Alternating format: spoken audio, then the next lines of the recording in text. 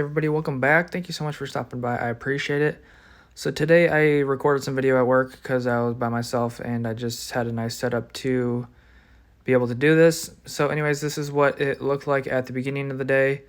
Uh, as you can see, basically just started out by opening up this junction box. I was extending a circuit out of here to hit these two new nurse call panels, or maybe it's just one giant nurse call panel, I'm not sure.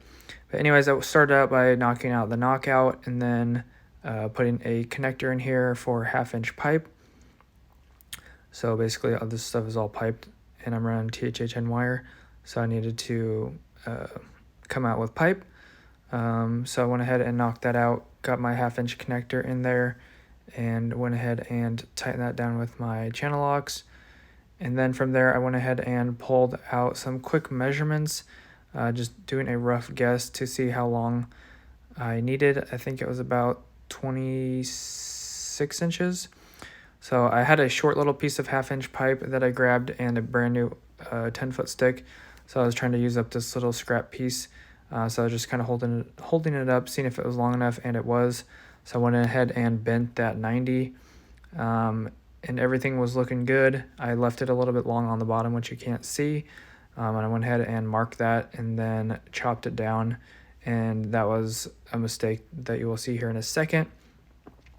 So after that, I got my pipe all cut and ready to go. I went ahead and just kind of held that up to the side of the box so I didn't have to weave it behind the low voltage wires. Actually, this is the point where I'm marking it and then cutting it here in a second, and I'll bring it back up.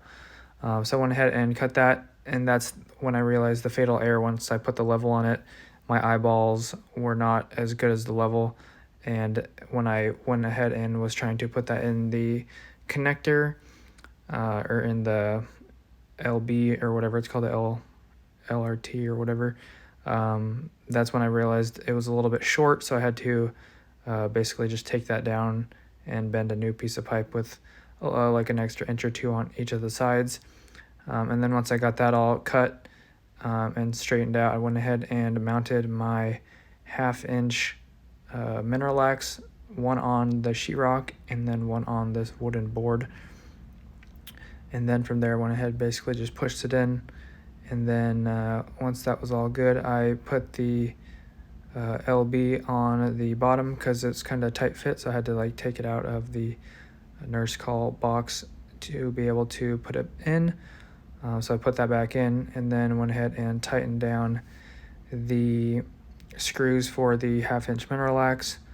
And I was matching the ones that were already up there, so the top one was going down and then the one on the side was screwed in from the right side. So I matched that. As you can see there on the top right corner, there is the screw going to the right, and then above out of the picture, the top Mineralac is pointing down with the screw. So I matched those guys, and then from there, I already got the LRT, or you can correct me, I don't know what that's technically called, but it's the T. It's the conduit body that's in the T shape, and this is the 1/2 inch. So I went ahead and got my 1/2 inch connector in that conduit body, and then I didn't have a LL, I believe it. I really don't know the name of these conduit bodies, but I believe it was supposed to be an LL, and I didn't have a LL, so I had to do a 1/2 inch pulling elbow, or pulling L, whatever you want to call it, and that kind of created a small problem. As you can see, I'm measuring here, so the first one was 1 inch, and this one was about, I think, 3/4. So there was a slight offset that needed to occur because they were at different dips coming out of the box. But if I had the LL, then that would not have been a problem. So anyways, with this first scrap piece, the first scrap 90 that I bent, went ahead and cut that and got that long enough, and it was still a little bit too long, which kind of worked out because it was kind of halfway into the old 90. So I got that cut off and looking good. And then from there I went ahead and bent a slight offset on that guy by like whatever it was, 1/4 inch or whatnot, 1/2 inch. And basically I just kind of put that in there and then rotated it until it was to my liking, to the best of my ability. Basically there had to be offset in there, so it kind of would have It kind of looked crooked, although it really wasn't, but it did have to offset a little bit, and that was to the right side. So I went ahead and got it lined up with the wall. I got it vertically going along with the wall on the left side, and then as straight as I could going down to the right side of the panel, or the left side of the panel between the pipe and the box. So I got that all good. And then from there I went ahead and started to loosen up the covers because it was time to pull the wire because I got all the pipe done. So I loosened the screws on the pulling elbow and then flipped down the cover and then took that screw that I took out and then put that back in. And then same with the top conduit body, went ahead and took out the bottom screw, loosened the top one, flipped it, tightened the top one down, put the bottom screw back in. Then from there I grabbed my wire that I cut it a little bit long because I didn't want to have it too short and then waste it, so I took a little bit extra just to make sure that I was going to make it. So I went ahead and basically found the end of my wire, bent over my ground to make a nice rounded corner so it didn't get stuck on anything, taped my 3 wires together, and then I took the other end of the wire because it was just one giant long piece, took the other end of the 3 wires and then taped that down a little bit, and then basically just shoved that in through the box that I piped out of earlier at the beginning of the day.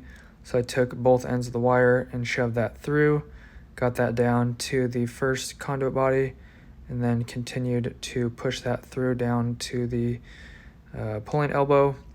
And then from there I went ahead and took off the tape once it got down there, pulled out enough to make up into the nurse call box, which you'll see here shortly. But I took out enough to get into the box for how much I needed. But I took off the tape and then just pushed it through the elbow using my safety knife. So I pulled that off, and then I cut off the first set of wires, and then with the first set still taped together with the rounded ground wire, I pushed that through so I didn't have to retape that one up. And then once I got all those nice and tight, I went ahead and started to pull up the other 3 wires by basically identifying them on the bottom and then pulling them up through the conduit body to get to the top nurse call box. So what I did was I pulled, like I said, 2 sets. It's the same circuit, but I folded it in half because each box needs its own circuit because it's really hard to splice off of a really small junction box. So it's just easier to pull 2 sets of wires, 1 set of wires for the top box and another set of wires for the bottom box, so you don't have to splice in and then splice out and go back down the pipe or anything like that because it's very small and limited space. So I went ahead and got all the wires pulled through, tightened up my covers on the top and the bottom conduit bodies or pulling elbows, and then from there I went ahead and got my little cover plate, which the receptacles were going to install to, and those just install to the cover plate with the trim screw. So basically just screw the receptacle on, and then from there I cut off the extra wire, made a couple little pigtails, and then jumped those wires together. Started by tying in the ground wire to one receptacle because there's 2 receptacles on each of these. So I started by tying in the ground wire to the ground screw on one of them, and then the neutrals, and then the neutral, and then the hot. And then from there I had to jump those over to the second plug. So I went ahead and jumped the neutral and the hot, and then for the ground I had to take off the ground plate because there was only 1 spot, and I went ahead and stripped those out, and I crimped on some fork terminals onto the ground wire. So 1 fork for the ground on the incoming, and then 1 for the jumper. So there was 2 forks under the 1 ground screw. Once I got all those terminated and tightened down, taped up the receptacles so no extra wire ever could come into contact with the hot screws or anything like that, then I went ahead and popped them in. All right, so far I went ahead and put the 1/2-inch connector in there, pipe down into this. I don't know what this is called. Piped into that goes directly into here with a chase nipple.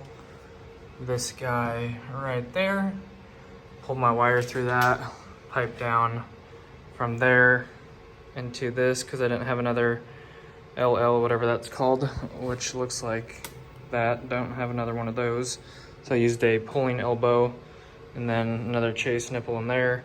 Just hooked up the receptacles. Just need some type of screw to hit this corner, otherwise it's just flopping there. And then I'm gonna repeat that process and put the receptacles up on this one, and then go shut this circuit down, circuit 13 down, and then go ahead and cut these down shorter, and then tie it into that junction box right there, and then turn it back on and we should be good to go. So almost done. Just have to make up another receptacle plate, which looks like this. Screw in my receptacles, which are right there, and then make up the little jumpers and stuff like I just did, and then screw it down. And then, like I said, tie it in with the junction box up there, and then we should be good to go. Alright, so after break, I went ahead and came right back and then screwed down the first finish receptacles in there, and then I went ahead and repeated the process and made that one up on top, and then screwed those receptacles down up top once I finished that. After that was all complete, I went ahead and trimmed the wires down up top and safed those off with some tape, and then I went ahead and closed the cover and printed out labels for all 6 of these, the 2 new ones and the old 4 ones. Then went ahead and tied that in later in the day with Steven, and then from there I went ahead and worked on a few other things the rest of the day. Alright, so it doesn't look like much, but I did fill this card up with everything I need to do a second project, which quickly never got started.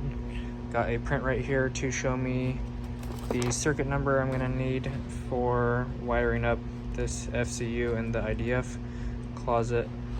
And then after that, I went ahead and restocked up the operating room cart for tomorrow. Going to do another operating room. So I got everything stocked up as far as my screws, my clips, my boxes, all my tools, just everything I'm going to need in there, extra batteries, power tools, the flex, the pipe, all that good stuff. So this is ready to go. First thing in the morning, you're going to hop up back in the operating room, get our bunny suits, all that good stuff, and then knock out another one of those. Hopefully that goes smoothly. Got our fish sticks, of course, with our